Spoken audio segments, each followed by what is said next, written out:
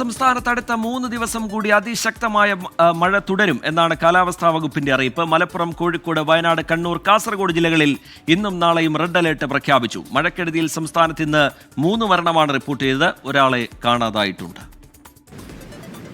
തെക്കൻ മഹാരാഷ്ട്രയ്ക്ക് മുകളിലായി ചക്രവാത ചുഴി.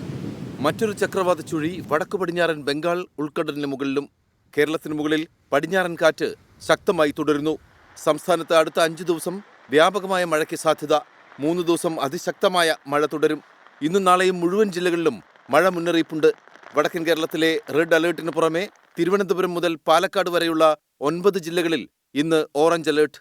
നാളെ 6 ജില്ലകളിലാണ് ഓറഞ്ച് മുന്നറിയിപ്പ്. കേരളത്തിന് മുകളിൽ മണിക്കൂറിൽ പരമാവധി 50 മുതൽ 60 വരെ കിലോമീറ്റർ വേഗത്തിൽ കാറ്റ് ശക്തമാകാനും സാധ്യതയുണ്ട്. മോശം കാലാവസ്ഥയ്ക്ക് സാധ്യതയുള്ളതിനാൽ കേരള, കർണാടക, ലക്ഷദ്വീപ് തീരങ്ങളിൽ വ്യാഴാഴ്ച വരെ മീൻപിടുത്തത്തിന് വിലക്കേർപ്പെടുത്തി. കേരള തീരത്ത് ഉയർന്ന തിരമാലയ്ക്കും കടലാക്രമണത്തിനും സാധ്യതയുള്ളതിനാൽ മത്സ്യത്തൊഴിലാളികളും തീരദേശവാസികളും ജാഗ്രത പാലിക്കണം. കണ്ണൂർ അഴീക്കോട് കുളത്തിൽ കുളിക്കുന്നതിനിടെ കാണാതായ യുവാവിന്റെ മൃതദേഹം കണ്ടെത്തി. മാട്ടൂൾ സ്വദേശി ഇസ്മയിലാണ് മരിച്ചത്. കോട്ടയം എരുമേലിയിൽ റബ്ബർ മരം വീണ് തോട്ടം തൊഴിലാളി മരിച്ചു. സ്കൂട്ടറിൽ സഞ്ചരിക്കുകയായിരുന്ന മുനിയസ്വാമിക്കാണ് ദാരുണാന്ത്യം. ആലപ്പുഴ പുന്നമടയിൽ കാർ കനാലിലേക്ക് മറിഞ്ഞ് ഒരാൾ മരിച്ചു. തത്തമ്പള്ളി സ്വദേശി ബിജോയ് ആന്റണിയാണ് മരിച്ചത്. കോഴിക്കോട് ചാത്തമംഗലത്ത് ഒരാളെ പുഴയിൽ കാണാതായി. കാച്ചിക്കോളിൽ മാധവൻ നായരെയാണ് കാണാതായത്. വിവിധ ബ്യൂറോകൾക്കൊപ്പം 24 തിരുവനന്തപുരം.